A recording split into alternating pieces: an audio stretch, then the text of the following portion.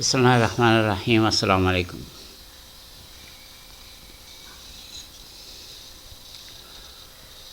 मैं उबैदुल्लाह हूँ और ये डमी वेरिएबल पे regression model containing dummy variable ये एक प्रेजेंटेशन है जो मैं अपने कुछ पीएचडी के दोस्तों के कहने पर रिकॉर्ड कर रहा हूँ।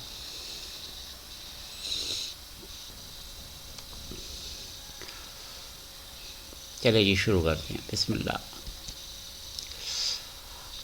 पहली बात तो ये कि ये जो डमी वेरिएबल्स हैं मैंने ज़रा बात यहीं से ही डेफिनेशन से शुरू नहीं की। पास्ट में इसका जो जहाँ से ओरिजिनल स्टैटिस्टिक्स में ये इन्फॉर्मेशन आती है मैंने वहाँ से शुरू की बात। हमारे पास 4 किस्म के वेरिएबल होते हैं, नॉमिनल, ऑर्डिनल, इंटरवल और रेशो। ठीक है। अब जैसे नॉमिनल वेरिएबल आई कलर्स है, देख लें, ये एक नॉमिनल वेरिएबल है और उसमें जस्ट एक नेम है, it is just name. For eye colour black and eye colour blue, तो ये 2 कलर हैं, they are different from each other. इसमें नॉट इक्वल टू का फैसला हो सकता है, इससे आगे फैसला नहीं होता।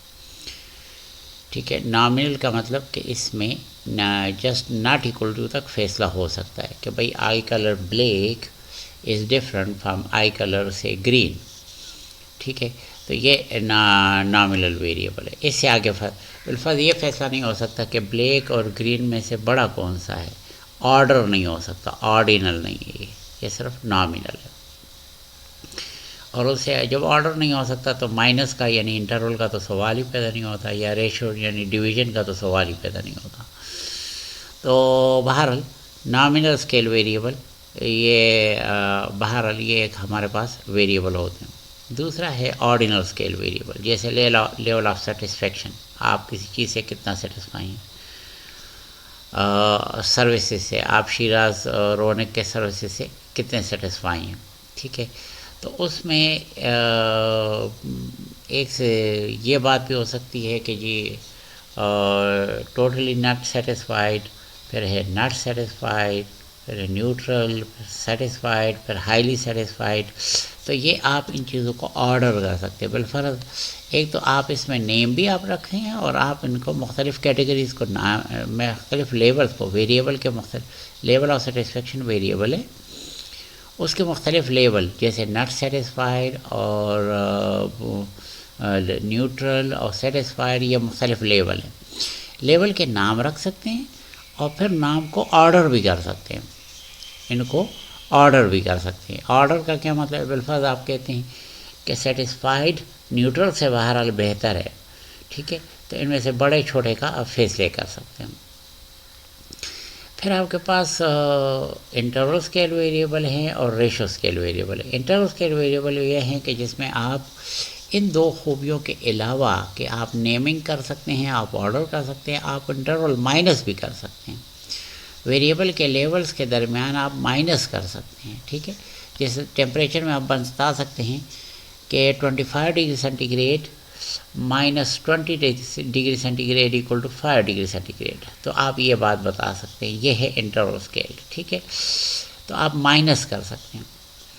रेशो स्केल का मतलब ये है कि आप नेमिंग भी कर सकते हैं, आप ऑर्डर भी मेंटेन कर सकते हैं, आप माइनस भी कर सकते हैं, और चूंकि इन वेरिएबल का ज़ीरो नेचुरल होता है तो आप इसमें डिवीजन भी कर सकते हैं, आप इसमें डिवीजन भी कर सकते हैं। अगर आपने इधर गौर किया तो मैंने टेम्परेचर का बताया डिग्री सेंटीग्रेड, 0 डिग्री सेंटीग्रेड ये नेचुरली ज़ीरो नहीं है, ये हकीकी ज़ीरो नहीं है, ये आर्टिफिशियल ज़ीरो है। हकीकी ज़ीरो ये है कि एक चीज़ नहीं रही तो फिर आप उसको ज़ीरो कह रहे हैं। बिल्कुल हाइट नहीं रही और आप ज़ीरो कह रहे हैं तो बिल्कुल सही है। टेम्परेचर नहीं रहा, टेम्परेचर 0 डिग्री सेंटीग्रेड ठीक ठाक टेम्परेचर होता है, और हमारे बहुत ज़्यादा सर्द इलाकों के जानवर अगर 0 डिग्री सेंटीग्रेड पे आ जाए तो उनको ठीक ठाक गर्मी महसूस होती है। तो ऐसा नहीं है कि टेम्परेचर नहीं होता, बस वो हमने ऐसे ही एक जगह को जो है ज़ीरो कहना शुरू कर दिया।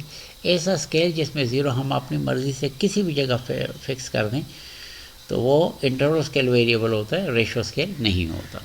इसको एक और तरीके से भी मैंने बताया है। ये है कि आपके पास नॉमिनल स्केल वेरिएबल कौन से होते हैं जिसमें ट्रू ज़ीरो नहीं होता, इक्वल इंटरवल मालूम नहीं हो सकते, उसमें ऑर्डरिंग नहीं हो सकती, लेकिन ये है कि उसमें कैटेगरीज यानी आप नेम्स रख सकते हैं। और ये उसके एग्जांपल है, जैसे मैरिटल से स्टेटस है, जेंडर है और इथनिसिटी है वगैरह। तो ये वेरिएबल आपके नॉमिनल स्केल वेरिएबल है। ऑर्डिनल स्केल में अगर आप गौर कर रहे हैं तो जितना आप इधर नीचे आते हैं तो खूबियाँ मज़ीद बढ़ रही हैं। पहले 3 नो थे, अब 2 नो हो गए हैं। बाकी 2 खूबियों में ऑर्डर और कैटेगरी मौजूद है। जैसे स्टूडेंट के लेटर ग्रेड्स हैं, और जिस तरह हम लड़का का ए ग्रेड हो गया, ये बी ग्रेड हो गया और ये ए प्लस हो गया, तो ये लेटर ग्रेड। और ये NFL टीम रैंकिंग मुझे नहीं मालूम ये क्या चीज़ है। इसी तरह इंटरवल स्केल वेरिएबल है, ये इसमें आप गौर करें, एक नो और कम हो गया और एक यस और बढ़ गया है। इसमें इक्वल इंटरवल मालूम हो सकते हैं, जैसे टेम्परेचर फ़ारेनहीट में, टेम्परेचर सेंटीग्रेड में, वो इधर आता है। इसके अलावा सेट स्कोर है, IQ स्कोर है वगैरह वगैरह, तो ये वेरिएबल आपके इधर ही आते हैं। और रेशो स्केल वेरिएबल जो है ये ऐसे वेरिएबल हैं कि जिसमें जो एज, हाइट, वेट, इसका ज़ीरो नेचुरल होता है, इसका ज़ीरो नेचुरल होता है। बिल्कुल ज़ीरो वेट का मतलब ये है कि इस जिस्म का कोई वज़न नहीं रहा। बिल्कुल आप कोई चीज़ वज़न कर रहे हैं और तराजू से चीज़ कम कर रहे हैं, कम कर रहे हैं, जब बिल्कुल ख़त्म कर लेंगे वेट ज़ीरो हो जाएगा। ठीक है, तो ये तो अलबत्ता ये फिज़िक्स वाले इस बात पर थोड़ा सा एतराज़ करेंगे, वो लोग वेट नहीं बोलते हैं, मैस बोलते हैं। तो ये भी मैं थोड़ा सा अर्ज़ करूँ। बहरहाल ये जो नॉमिनल और ऑर्डिनल स्केल वेरिएबल हैं ये वो होते हैं कि जिनको हम डमी वेरिएबल्स कहते हैं, और बेसिकली ये क्वालिटेटिव नेचर के होते हैं। ठीक है, ये क्वालिटेटिव नेचर के वेरिएबल होते हैं, नॉमिनल होंगे या ऑर्डिनल होंगे, ये क्वालिटेटिव जनरली। और ये दो जो है ना इंटरवल रेशो, इनको हम क्वांटिटेटिव वेरिएबल कहते हैं। अच्छा, SPSS में इधर नॉमिनल और ऑर्डिनल लफ्ज़ यूज़ करते हैं, इंटरवल रेशो दोनों के लिए हम कंबाइन स्केल लफ्ज़ यूज़ करते हैं। तो अभी जो आप डमी वेरिएबल पढ़ेंगे वो बेसिकली नॉमिनल ऑर्डिनल टाइप के वेरिएबल होंगे और ज़्यादातर नॉमिनल ही होंगे। तो अब हम आगे जाते हैं। Introduction to dummy variable. In regression analysis the dependent variable, जो y वेरिएबल है, dependent variable regression, is frequently influence not only by ratio way scale variable, जैसे इनकम है, आउटपुट है, प्राइसेस है, कॉस्ट है, हाइट है, टेम्परेचर है, ये रेशो। अच्छा, यहाँ जो ये टेम्परेचर बता रहे हैं,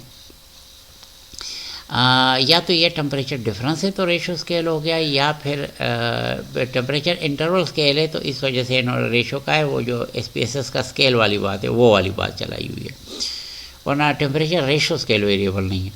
टेम्परेचर में सिर्फ एब्सोल्यूट स्केल जो केल्विन स्केल है वो वेरिएबल वो जो है ना रेशो स्केल है। वैसे रूटीन का फ़ारेनहीट सेंटीग्रेड जो है ना ये इंटरवल स्केल वेरिएबल है। हाँ, SPSS दोनों में फ़र्क नहीं करता, बस कहता है कि दोनों स्केल हैं। But also variable that are essentially qualitative or nominal scale in nature। ठीक है, अच्छा, क्वालिटेटिव, नॉमिनल, ऑर्डिनल दोनों को कहते हैं। तो बहरहाल तो ऐसे वेरिएबल भी आप के पास होते हैं in nature, such as gender, race, colour, religion, nationality, geographical region, political upheavals, party affiliation, और ये वेरिएबल भी हमारे डिपेंडेंट वेरिएबल को मुतासर करते हैं। For example, holding all a factor constant, female workers are found to earn less than their male counterpart, और non-white workers are found to earn less than whites। तो इसका मतलब है कि मेल होना या वाइट होना यह आपके सैलरी को इफ़ेक्ट करता। तो ये एक अहम बात है जिसको हम डमी वेरिएबल से स्टडी करना पसंद करेंगे। और अगर हम ऐसा करेंगे, बिलफर्ज हमें यह पता चला है कि फ़ीमेल को कम तनख्वाह मिलती है, मेल को ज़्यादा मिलती है, तो हम फीमेल जेंडर को बिलफर्ज 0 से शो कर देंगे और मेल को 1 से शो कर देंगे। इसी तरीके से हम नॉन वाइट और वाइट की भी बात कर लेंगे। This pattern may result from sex or racial discrimination, but whatever the reason, qualitative variables such as sex and race seems to influence the regression and clearly should be included among explanatory variable और regressors. तो हमें इनको regressors में या explanatory variable में या independent variable में रखना चाहिए. तो चलें आगे बढ़ते हैं. अब हम डमी वेरिएबल की थोड़ी सी बाकायदा बात कर रहे हैं. Since such variable usually indicate the presence or absence of a quality or an attribute such as male and female, black or white, Democrat or Republican, they are essentially nominal scale variable. तो बहरहाल ये हमारे पास nominal scale variable होते हैं. Variable that assume such 0 and 1 values are called dummy variable. ये जिस तरह थोड़ी देर पहले मैंने बताया. Such variables are thus essentially devised to classify data into mutually exclusive categories such as male and female. Dummy variable can be incorporated in regression models just as easily as quantitative variables. As a matter of fact, a regression model may contain regressals that are all exclusively dummy. ऐसे भी regression model हो सकते हैं जिसमें तमाम independent variable dummy variable हों, और ऐसे मॉडल को such model are called analysis of variance model, उनको एनोवा मॉडल कहते हैं. अच्छा जी. अच्छा, ये फिर डमी वेरिएबल के हवाले से कुछ एहतियातें हैं, लेकिन मैं थोड़ा सा प्रैक्टिकल काम करा के फिर इधर आता हूँ. ये एनोवा मॉडल पे तो थोड़ा सा काम कर लें, फिर इधर आते हैं. अच्छा, ये साथ साथ आप ये भी देख लें कि ये हमारी बुक में चैप्टर नंबर 9 है, मैं वहाँ से ही मैंने मटेरियल उठाया है. ठीक है ना. नेचर ऑफ डमी वेरिएबल आप इधर ही पढ़ेंगे, यही चीज़ें हैं. ठीक है. अभी मैं आपको इस एग्जांपल पे ला रहा हूँ. ठीक है. और यह मॉडल इस्तेमाल होगा y = β1 + β2 d2 + β3 d3 plus error term. और अगर आप गौर करें कि इसमें ये दोनों इंडिपेंडेंट वेरिएबल डमी वेरिएबल है, so it's ANOVA type model. ठीक है ना. इसमें ये वही एग्जांपल है जो सर ने क्लास में डिस्कस की थी, जिसमें हमने salary public school teachers salaries by geographical region, और इसमें 1 जो है नॉर्थ एंड नॉर्थ सेंट्रल को, 2 जो है साउथ को, और 3 जो है वेस्ट को शो कर रहा है. ठीक है. तो उसकी हमने बात की थी. इसमें वाई डिपेंडेंट वेरिएबल है, average salary of public school teacher in state. ठीक है ना. इन स्टेट आई मतलब मुख्तलिफ स्टेट्स हैं ना. और D2I is 1 if the state is in north east और नॉर्थ सेंट्रल. नॉर्थ ईस्ट और नॉर्थ सेंट्रल हो तो फिर तो ये 1 हो जाएगा. इट इज़ 0 अदरवाइज, यानी बाकी जो रीजन है वहाँ पर ये 0. D3 जो है it is 1 if the state is in south और इट इज़ 0 अदरवाइज. ये सारी बातें मैंने वो डेटा भी इसका यहाँ मौजूद है, ये वो डेटा है. और ये कल मैं ये सारा डेटा कंप्यूटर को देता रहा हूँ. आपको समझ आ रही होगी, इसमें टाइपिंग का काफ़ी काम था, तो इस वजह से वक्त लगा है. बहरहाल मैं कोशिश कर रहा हूँ कि अभी आपको ये बता सकूँ. अच्छा, ये एग्ज़ाम्पल भी सामने ही रहे. ठीक है. तो ये वो है डमी 01. इसमें मैंने ये डेटा रखा हुआ है, मैं इसको लोड कर लेता हूँ. ये स्ट्रेटा में मैंने इसको लोड कर दिया. अच्छा, अब आप देख रहे हैं कि ये मेरे पास वेरिएबल है, स्टेट है, सैलरी है, स्पेंडिंग है, D2 है, D3 है. ये वो डमी वेरिएबल है. ठीक है ना. ये डेटा इसने उठा लिया यहाँ से. ये वो अगर आप चाहें तो डेटा एडिटर में डेटा जाकर देख सकते हैं. ये वो डेटा. ठीक है ना. ये वो डेटा है हमारे पास.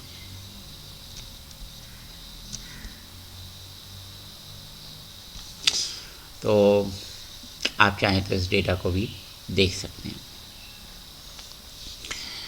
अच्छा जी. अब हम कमांड देते हैं एनोवा मॉडल के लिए. तो हम एक्चुअली इस मॉडल को इम्प्लीमेंट कर रहे हैं, और हमें बेसिकली रिग्रेशन करना है y को d और d पर. तो basically regression point of view से सिर्फ ये काफ़ी होगा कि हम बाकी ये β1 β2 आपको पता है मॉडल में वो खुद ही रख लेता है. तो हम यहाँ लिखेंगे रिग्रेस और फिर हमने डिपेंडेंट वेरिएबल बताना है और वो है सैलरी। सैलरी आप और करें यहाँ आ गई है। फिर हमने D2 रखना है और D3 रखना, ठीक है ना जी। ये हमने रख दिया और बस अब जस्ट एंटर प्रेस करना है और ये मॉडल रन हो जाए। अच्छा जी, ये तो काम हो गया।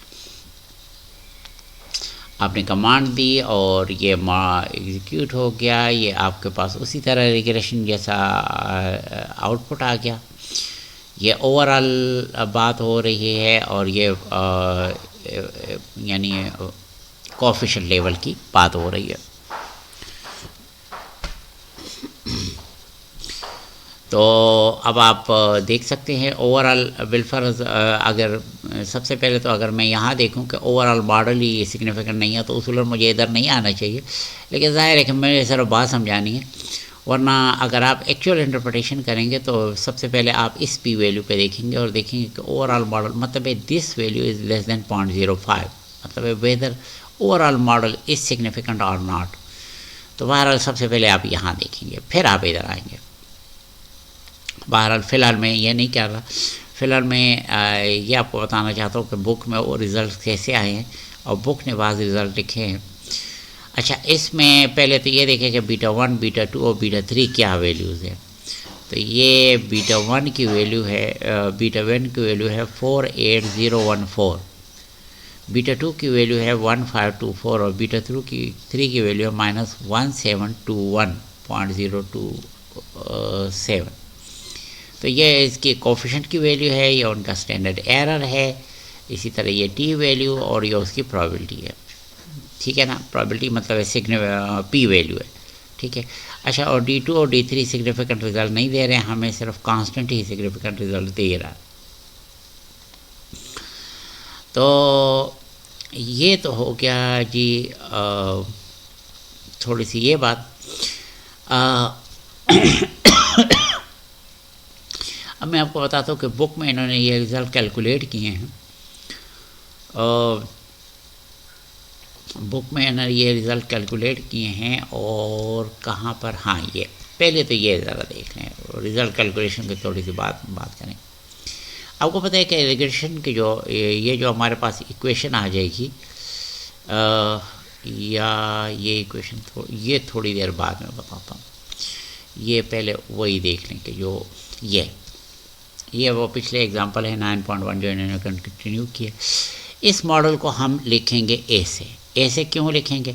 y की एस्टिमेटेड वैल्यू बराबर है 48.014.615, ये इसके कांस्टेंट की वैल्यू है β1 की, प्लस ये β2 की वैल्यू है और उसके साथ अपना वेरिएबल मल्टीप्लाई हो गया, माइनस ये क्योंकि β3 की वैल्यू नेगेटिव है तो इस वजह से माइनस, और ये D3 आ गया हमारे पास। तो ये हमारे पास मॉडल है। ये वैल्यूज़ कहाँ से आई हैं? ये बीटास की वैल्यू हैं, ये उनके स्टैंडर्ड एरर है, ये T है, और ये कि वो वैल्यू सिग्निफिकेंट है कि सिग्निफिकेंट नहीं है, ये आपको इस टेबल में नज़र आएंगे। इधर देखें, ये है 48014.62, इसको ज़रा ध्यान में रखें और अब इसको देखें। इधर 48014.615 ये पहली वैल्यू आ गई है। अब ज़रा दूसरी देखें, दूसरी है 1524, ये जो D2 के साथ मल्टीप्लाई हुई है 1524.099, ये D2 के साथ मल्टीप्लाई हुई है।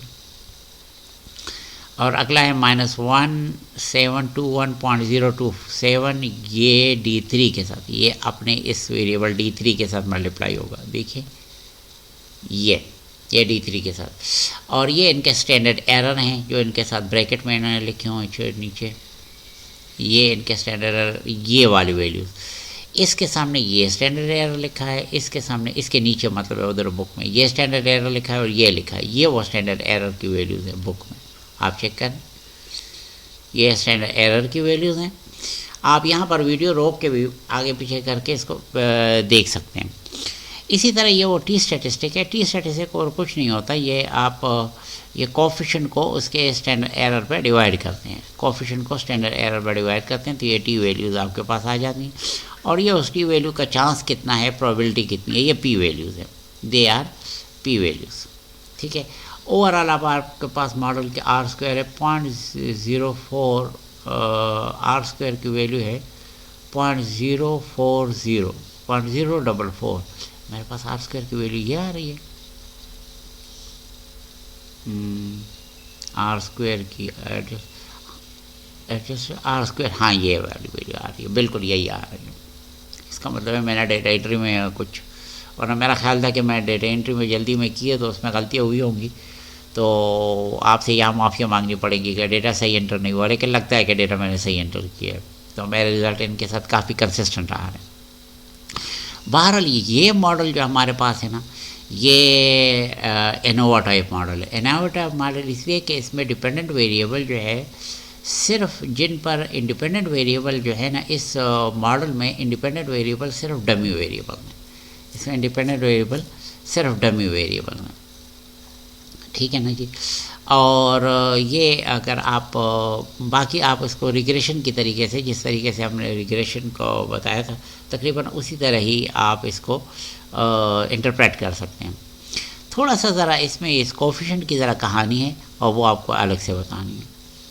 ये कोफिशिएंट वगैरह इनकी थोड़ी सी कहानी बतानी है। आप ये देखें कि एक्सपेक्टेड वैल्यू ऑफ y1 जब d2 के expected value of yi when d2 is 1 and d3 is 0, ये कब होगा? d2 1 हो और d3 0 हो। मतलब ये कि आप बात कर रहे हैं d2 1 for state in north east and north central. d2 1 कब है? जब आप नॉर्थ ईस्ट और नॉर्थ सेंट्रल की बात करते हैं, 0 अदरवाइज। तो ये आप गौर करें, यहाँ ये वो जगह है, d3 0 है और d2 1 है, ठीक है ना। तो ये नॉर्थ ईस्ट और नॉर्थ सेंट्रल की बात हो रही है। वहाँ पर आपके पास इसकी एक्सपेक्टेड वैल्यू β1 प्लस β2 आ रही है। क्यों? अगर आप इसको ओरिजिनल मॉडल पे देखें तो शायद वहाँ से बेहतर समझ आए। ये जहन में रखें, d2 हमारे पास 1 है, d3 0 है, ये फ़िलहाल जहन में रखें। मैं आपको ओरिजिनल मॉडल में वापस ले जा रहा हूँ कि ये वैल्यू y की एक्सपेक्टेड वैल्यू या y की एस्टिमेटेड वैल्यू β1 प्लस β2 क्यों होगी, β1 प्लस β2 क्यों होगी, ये जहन में रखें। d2 is 1, d3 is 0। Original model वापस जाते हैं, देखें d2 अगर 1 हो जाए और d3 0 हो जाए, अगर ये 0 हो जाए तो ये पोर्शन मॉडल से गायब हो जाएगा, और ये 1 हो जाए तो ये हो जाएगा β1 प्लस β2। ये इस बात पे सर ने काफ़ी क्लास में ज़ोर दिया था और बात समझाई थी, यानी y की एस्टिमेटेड वैल्यू β1 प्लस β2 हो जाएगी। y की एस्टिमेटेड वैल्यू β1 प्लस β2 हो जाएगी, ठीक है ना जी। और अगर d2 0 हो और d3 1 हो तो आप थोड़ी सी मेहनत करके देख सकते हैं कि फिर इसकी वैल्यू β1 प्लस β3 हो जाएगी, और अगर दोनों 0 हों तो इसकी वैल्यू β1 हो जाएगी, ठीक है। इसका मतलब है कि अगर आप वेस्ट को एस्टिमेट कर रहे हैं तो आपके पास आंसर β1 है। वेस्ट की एवरेज सैलरी β1 है, ठीक है। और नॉर्थ ईस्ट और नॉर्थ सेंट्रल में यहाँ पर आपके पास एवरेज सैलरी है β1 प्लस β2, और जो साउथ है उसमें आपके पास एवरेज सैलरी है β1 प्लस β3। अच्छा, इससे आप ये ज़िम मत करें कि जी ये वेस्ट में सैलरी अगर β1 है तो इन दोनों में लाजमन बढ़ेगी, क्योंकि अगर इनमें से कोई कोफिशिएंट नेगेटिव हुआ तो वो उसको कम भी कर देगा, वो उसको ज़रूरी नहीं है कि बढ़ा दें। तो ये तो इन कोफिशिएंट की कहानी हो गई। और ये देखें हमारे पास आ गया ना कि ये कोफिशिएंट नेगेटिव में आ रहा है, तो इसका क्या मतलब है कि अगर आप इसको 1 करते हैं और इसको 0 करते हैं तो नॉर्थ और नॉर्थ सेंट्रल में तो सैलरी बढ़ रही है, लेकिन साउथ में अगर आप साउथ की बात करेंगे, यानी इसको 0 और इसको 1 करते हैं, साउथ में सैलरी कम हो रही है, ठीक है ना जी। तो ये आपके पास आ गया, ये हमारे पास आ गया जो है एनोवा मॉडल, ठीक है। ये एनोवा मॉडल की बात हो गई। अच्छा, अब इधर वापस आते हैं। तो ये मैंने आपको पूरा बता दिया कि डमी वेरिएबल में ये एनोवा मॉडल कैसे फिट किया जाता है। अब थोड़ा सा आगे जाते हैं। डमी वेरिएबल के साथ कुछ ज़रूरी एहतियातें भी हैं। जब भी आप डमी वेरिएबल इस्तेमाल करें, although dummy variables are easy to incorporate in regression model, one must use the dummy variable carefully. और उसमें एक अहम रूल है, if a qualitative variable has m categories introduce only m-1 dummy variables. तो आपने m नहीं m-1 dummy variable रखने हैं, ठीक है ना जी। क्योंकि अगर आप पूरे m कैटेगरीज के लिए m डमी वेरिएबल रखेंगे तो आप एक मसले में पड़ जाएंगे, और वो है problem of multicollinearity, perfect collinearity. और मॉडल कि इस यानी मॉडल की वो क्या कहते हैं, आपकी कैलकुलेशन ही फ्लॉप हो जाएगी, कोई काम ही नहीं करेगा आपका। स्ट्रेटा या कोई और सॉफ्टवेयर जो है वो मॉडल को कैलकुलेट करके आपको दे ही नहीं सकेगा, रिग्रेशन कोएफिशिएंट ही आप मालूम नहीं कर सकेंगे। If you do not follow this rule you will fall in what is called the dummy variable trap. That is the situation of perfect collinearity या perfect multicollinearity जो भी कहते हैं, if there is more than one exact relationship among the variables. The reason is that the setup where you have a dummy variable for each category or group and also an intercept, you have a case of perfect collinearity. यानी आपने intercept भी रखा हुआ है, ठीक है ना, हर intercept भी रखा हुआ है और डमी वेरिएबल के लिए आपने कैटेगरीज भी रखी है। असल में होता यह है कि जो इंटरसेप्ट है ना, ये वो रिमेनिंग कैटेगरीज आपने अगर आपके पास टोटल m कैटेगरीज हैं तो आपने m-1 के लिए डमीज़ रखने हैं, और आखिरी कैटेगरी जो थ्रू आउट ज़ीरो हो वो इंटरसेप्ट हो जाता है, वो इंटरसेप्ट हो जाता है। ये मैं आपको डेटा में बता रहा हूँ, ये डेटा में बता रहा हूँ, यहाँ पर डेटा है, किधर क्या, हाँ ये देखिए। अब अगर ये यहाँ हमारे पास इस वेरिएबल के 3 कैटेगरीज थी, ये इधर बताना मुनासिब होगा। इस वेरिएबल के मेरे पास 3 कैटेगरीज थी डमी वेरिएबल की।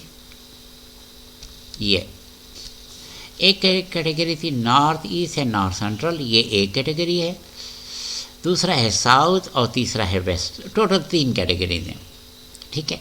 अब 3 कैटेगरीज में के लिए मैंने जो डमी वेरिएबल रखने हैं तो वो होंगे 2, ठीक है। कितने रखूँगा, कैटेगरीज 3 हैं तो मैंने 3-1 यानी 2 डमी वेरिएबल रखने हैं। ये D2 जो है ये जब 1 हो और ये 0 हो तो ये शो करेगा north east and north central, ये शो करेगा north east and north central, ठीक है। और ये 21 स्टेट हैं ये वाले। तो ये इसकी बात हो गई। इसके बाद आपके पास आ जाता है जब आप इसको 0 कर देते हैं और इसको 1 कर देते हैं, ये साउथ को शो कर रहा है, ठीक है। ये कैटेगरी 2 ये साउथ को शो कर रहा है, और उसको हमने ऐसे शो किया है कि इसको हमने कर दिया 0, D2 को कर दिया 0, D3 को कर दिया 1। लेकिन जब ये दोनों 0 हो जाएंगे तो वो तो ना, अगर इधर मैं थोड़ा सा बता सकूं, हाँ यहाँ पर ये देखें ना, ये इसकी तरह है कि जिसमें D2 1 है और D3 0 है, ना इसकी तरह है कि ये 0 है और ये 1 है। ये चले, ये तो नॉर्थ ईस्ट और नॉर्थ सेंट्रल को शो कर रहा है, D2 जब 1 हो और ये 0 हो। ये कैटेगरी के ये किसको शो कर रहा है कि जी ये नॉर्थ ईस्ट और नॉर्थ सेंट्रल भी नहीं है, लेकिन ये साउथ है क्योंकि यहाँ पर 1 आ गया। लेकिन अगर दोनों जगहों पर 0 आ जाए तो इसका क्या मतलब हुआ, ये ना नॉर्थ ईस्ट और ना नॉर्थ सेंट्रल है, ना ये साउथ है। जब ये दोनों नहीं है तो बचता क्या है, ये वेस्ट है। तो वो वेस्ट की कैटेगरी खुद ब खुद इसमें आ जाती है।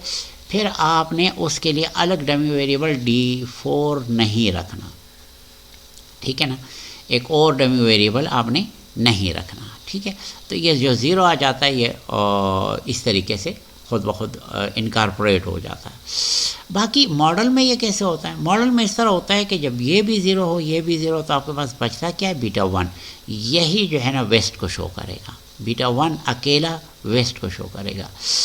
अगर ये पोर्शन 1 हो जाए और ये 0 हो जाए, अगर D2 1 और D3 0 हो जाए तो ये β1 प्लस β2 ये पहले कैटेगरी नॉर्थ ईस्ट और नॉर्थ सेंट्रल को शो करेगा। और अगर आपके पास ये 1 हो जाए और ये 0 हो जाए, ये D3 1 हो जाए और D2 0 हो जाए तो ये आपको पास साउथ को शो करेगा, और अगर ये दोनों 0 हो जाए तो बीटा 1 तो ये वेस्ट को शो करेगा। ये काम हमने इस मॉडल में किया है, ठीक है ना, ये काम हमने इधर मॉडल में किया और ये मॉडल हमने ऐसे एस्टिमेट कर दिया। तो होपफुली आपको डेटा की भी कुछ समझ आ गई होगी। अब आपको परफेक्ट कोलिनियरिटी की कहानी भी थोड़ी बहुत समझ आ गई होगी। बाकी अगर समझ नहीं है तो ये वो मल्टी कोलिनियरिटी का लेक्चर होगा, उसमें इंशाल्लाह बात कर लेंगे। The category for which no dummy variable is assigned is known as the base benchmark। ये बहुत सारे नाम है, बार वो बेस कैटेगरी होती है। And all comparison are made in relation to benchmark category, ठीक है। और चूंकि आपने देखा the coefficient attached to dummy variable are known as differential intercept coefficient। differential coefficient क्यों कहते हैं? Because they tell by how much the value of category that receive the value 1 differs from the intercept coefficient of the benchmark category। ये फिक्रा है, इसको ज़रा अच्छा समझें। The coefficient attached to dummy variables are known as differential coefficient, ठीक है, differential intercept coefficient. ये differential की क्या बात है कि ये डिफरेंस शो करता है, ये सर ने भी बताया था, ये रेट ऑफ चेंज नहीं शो करता है, ये difference show, because they tell by how much the value of category that receive the value 1 differ, यानी जिस डमी वेरिएबल को आप 1 कर रहे हैं वो दूसरे जो बेस कैटेगरी है उससे कितना डिफरेंट हो रहा है, उससे कितना डिफरेंट हो रहा है। ये देखें, ये आपको अगर D2 को आप 1 कर दें और D3 को 0 कर दें तो इसका आंसर हो जाएगा beta 1 plus beta 2। Beta 1 base category को शो कर रहा है, बीटा 2 जो है ना ये जो है ये नॉर्थ ईस्ट से नॉर्थ सेंट्रल को शो कर रहा है।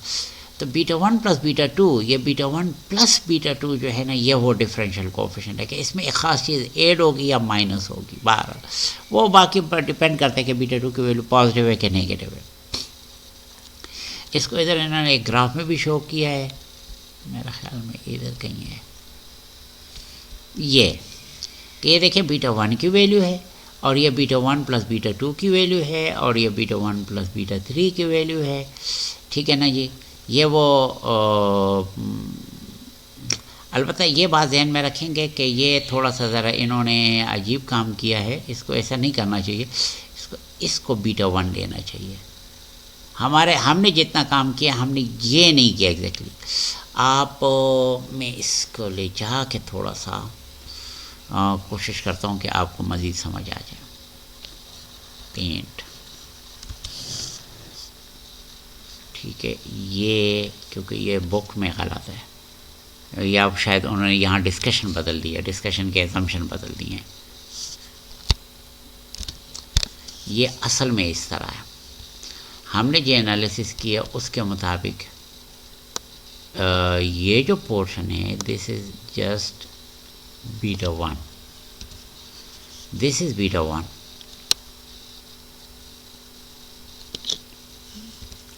ये पोर्शन बीटा 1 है, ये है बीटा 1 प्लस बीटा 2, ये वाला है बीटा 1 प्लस बीटा 2। मैं चले B1 प्लस B2 लिख लेता हूँ, यहाँ पर मैं B1 प्लस B2 लिख लेता हूँ, किधर गया, यहाँ मैं B1 प्लस B2 लिख लेता हूँ, ये इस तरह है और ये B1 है। चलिए यहाँ पर भी सारा ही मिटा देता हूँ, कन्फ्यूजन हो रही है। ये इतना सारा कुछ आके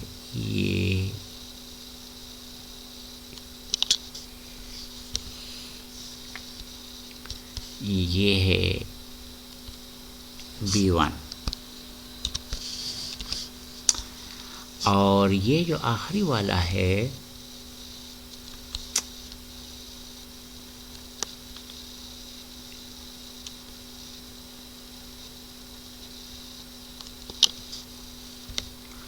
ये है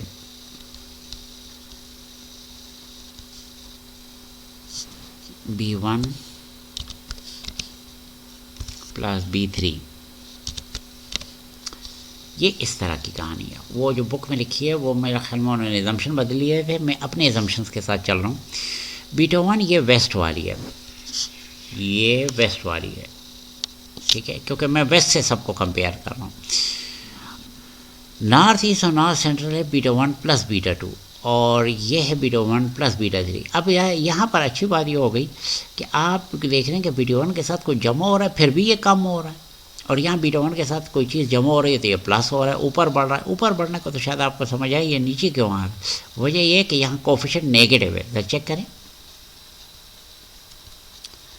ये है β1 48014, इसके साथ अगर 1424 जमा होगा जो β2 की वैल्यू है, ये β1 है और ये β2, तो जाहिर है कि इसने इंक्रीज़ हो जाना है, इसने इंक्रीज़ हो जाना है क्योंकि पॉजिटिव वैल्यू साथ पे ऐड हो गई। तो नॉर्थ ईस्ट और नॉर्थ सेंट्रल में सैलरी ज़्यादा हो रही। लेकिन दूसरे में आप ये देखें कि 48014 से जब माइनस होगा 1721 तो क्या होगा, ये वैल्यू कम हो जाएगी। तो ये बेसिकली वो कहानी है, क्या इफ़ेक्ट हो रहा है। भारत हमने β1 की वैल्यू, β1 की वैल्यू हमारे पास क्या है, β1 की वैल्यू है 48014, 48014, ये β1 की वैल्यू है। β1 प्लस β2 जो नॉर्थ ईस्ट और नॉर्थ सेंट्रल की है, तो ये तब होता है कि जब मॉडल में हमारे पास D2 1 हो और D3 0 हो।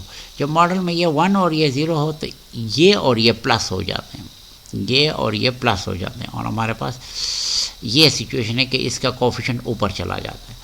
और आखिरी वाले में यह होता है कि जब आपके पास D3 1 हो और D2 0 हो, जब ये 0 हो तो और ये 1 हो तो इसके 0 होने के वजह मॉडल से ये गायब हो जाता है, लेकिन दिस प्लस दिस, लेकिन ये चूँकि ख़ुद माइनस है तो एक्चुअली होता माइनस है और वैल्यू कम हो जाती है। इस तरह वैल्यू इस तरह कम हो जाती है।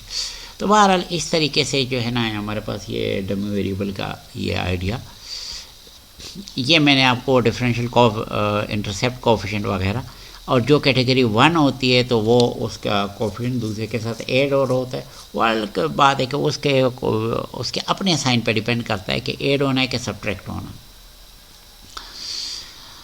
तो यहाँ पर तो जी हमने डमी वेरिएबल के जो हमने एनोवा टाइप मॉडल और इस तरह डमी वेरिएबल के ट्रेप और ज़रूरी एहतियातें, बस एक ही रूल है कि अगर आपके पास m कैटेगरीज हैं तो m-1 डमी वेरिएबल रखने हैं।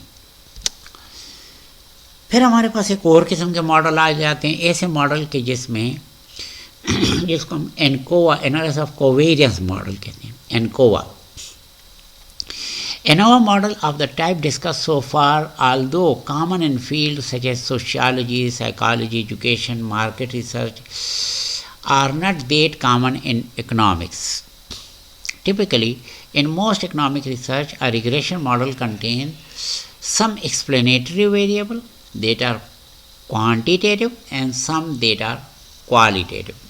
तो कुछ क्वांटिटेटिव होंगे या वो रेशो स्केल वेरिएबल होंगे, और यानी इंटरवल या रेशो स्केल होंगे, क्वांटिटेटिव होंगे, और कुछ क्वालिटेटिव होंगे, डमी वेरिएबल होंगे, दोनों मिक्स चलेंगे।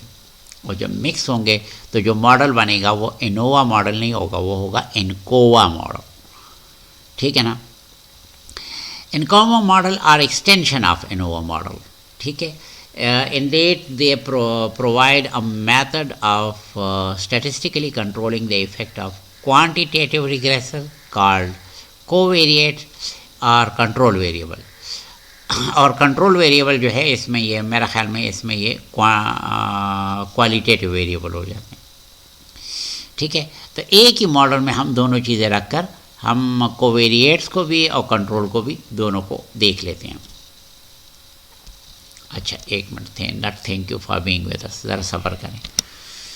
इसको आप स्ट्रेटा में कैसे करेंगे, इसके लिए मैंने ये किया है कि यही डेटा एक ज़रा डिफरेंट तरीके से फिर रखा है आपके लिए, ये मैं ख़त्म कर रहा हूँ। लेकिन आप ज़रा थोड़ा सा ये ज़हन में रखें कि यहाँ मैंने दो अलग अलग वेरिएबल रखे थे और डेटा को रखने के लिए। अब मैं ज़रा स्टाइल को थोड़ा बदल रहा हूँ, एक तो मैं इसको बदल रहा हूँ और दूसरा मैं ये स्पेंडिंग वेरिएबल इसको इंक्लूड कर रहा हूँ।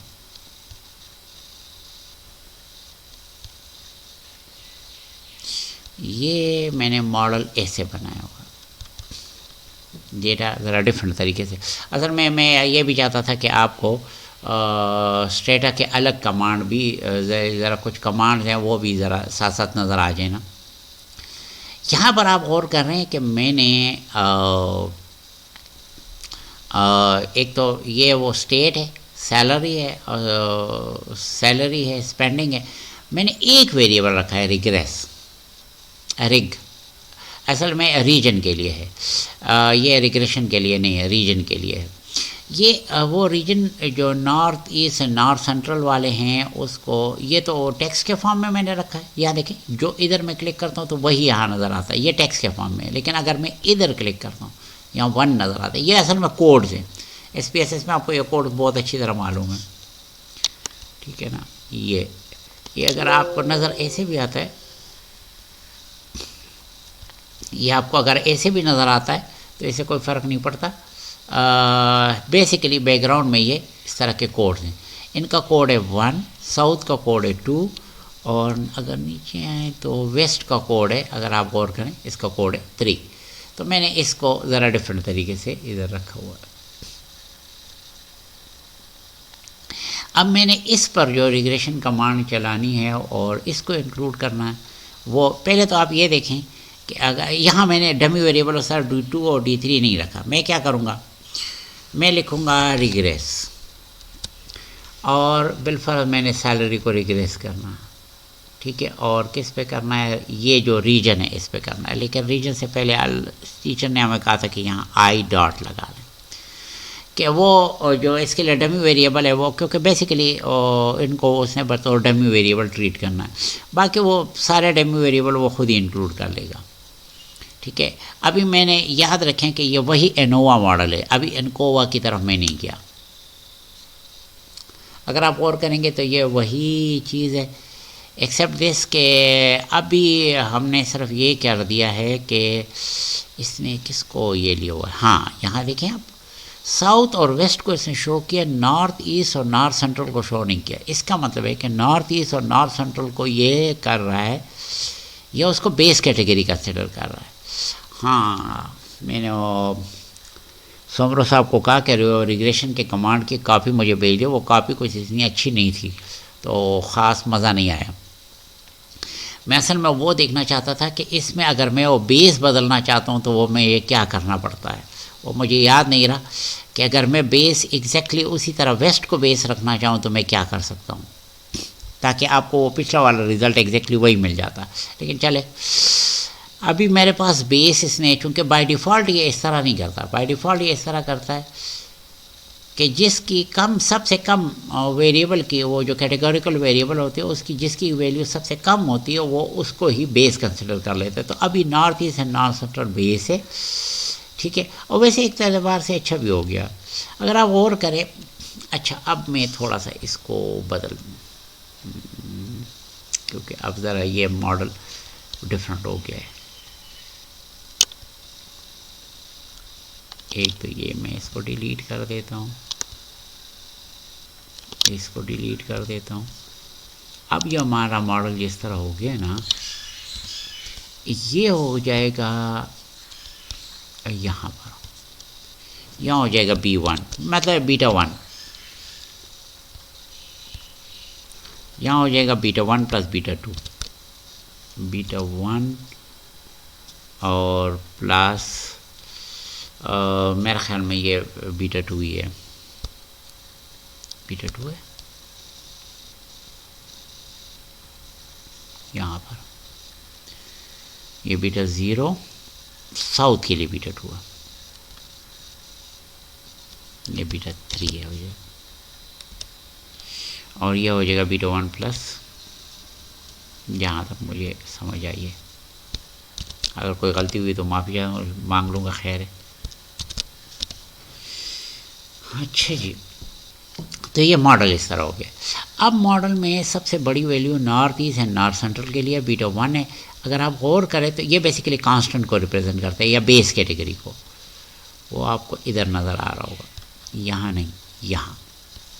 बेस कैटेगरी का कोफिशिएंट सबसे ज़्यादा है 49538, ठीक है। ये तो ये है, ये बेसिकली किसको शो कर रहा है, नॉर्थ ईस्ट और नॉर्थ सेंट्रल को ये शो कर रहा है, ठीक है। साउथ में ये कितना हो जाएगा, साउथ में इससे माइनस होगा 3245, 3245 ये वाला एक है, बड़ी वैल्यू से माइनस हो गई तो काफ़ी छोटा हो गया है। और वेस्ट में क्या होगा, 1524 इससे माइनस होगा, क्योंकि दोनों वैल्यूज़ नेगेटिव हैं, तो प्लस करने का मतलब यहाँ माइनस करना होगा, तो ये वाली वैल्यू आएगी, ठीक है। तो बीटा 1 और बीटा 1 प्लस बीटा 2 ये हो गया, और बीटा 1 प्लस बीटा 3 ये हो गया, ये हमारे पास ये इफेक्ट होगा। इससे ये भी पता चल रहा है कि टीचर की एवरेज सैलरी नॉर्थ ईस्ट और नॉर्थ सेंट्रल में सबसे ज़्यादा है, वेस्ट में उससे कम है, और साउथ में सबसे कम है। तो ये वही बहरहाल हमारे पास वही मॉडल हुआ, एनोवा टाइप मॉडल हो गया, ये वही एनोवा टाइप मॉडल हो गया हमारे पास। अब मैं इसको, लेकिन अब हम मज़ीद आगे बढ़ते हैं, और पहले बुक में मैं बता दूं,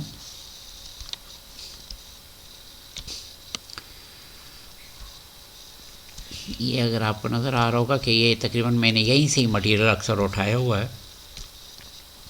ये एनोवा मॉडल की डिस्कशन हो गई, और अब एनकोवा मॉडल की बात कर रहे हैं। अब की दफ़ा हम ये कर रहे हैं कि मॉडल में हमने एक्स वेरिएबल रख लिया, वाई क्या है, यह एवरेज एनुअल सैलरी है, अब public school teacher in different states, Y I हो गया। एक्स क्या है, ये एक्स जो है this is spending on public school per pupil, government spending on public school per student. और D2 is 1 if the state is north east, north central, it is 0 otherwise. और D3 is 1 if the state is in south, और ये otherwise वाली कहानी हो गई, ठीक है। ये करने के बाद अब ये मॉडल में फिट करना चाहता हूँ, ठीक है। और अगर आप गौर करें तो ये एनकोवा मॉडल है, इसमें डमी वेरिएबल भी इधर मौजूद है एक्सप्लेनेटरी वेरिएबल में, और इसमें एक रेशो या स्केल वेरिएबल भी इधर मौजूद है, तो ये मिक्स उस तरह का मॉडल है। तो इस वजह से मैं अब की दफ़ा जो मॉडल रखूँगा वो ये होगा, रिग्रेस और सैलरी को हम आगे रख लेते हैं रीजन, और रीजन के साथ आई लिख लेते हैं, आई डॉट, ठीक है। और इसके बाद स्पेंडिंग को हम रख लेते हैं मॉडल में, यह वो एक्स हो गया। और रीजन, आई रीजन की मदद से वो मुख्तलिफ वो कैटेगरीज जो D2 D3 खुद ही इंट्रोड्यूस कर देगा, साउथ और वेस्ट वाला वगैरह वो काम वो कर देगा। ये कर देने के बाद जस्ट एंटर प्रेस करते हैं and you get the result, ठीक है।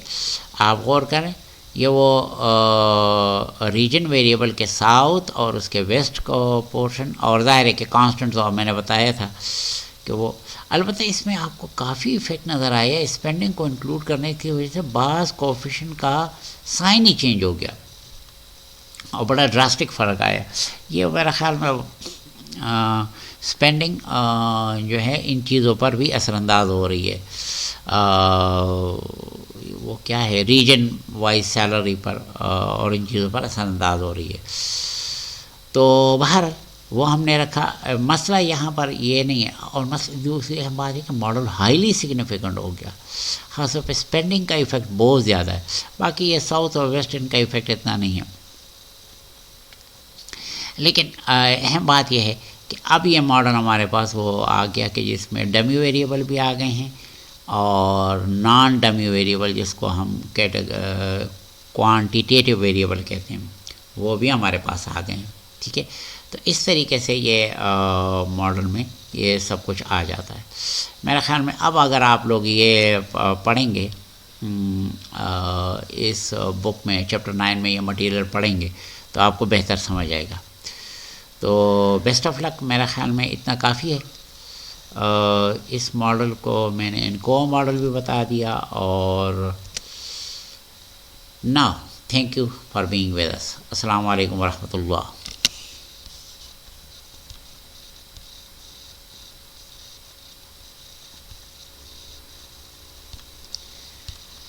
चलिए जी यहाँ क्लोज़ कर लेते हैं।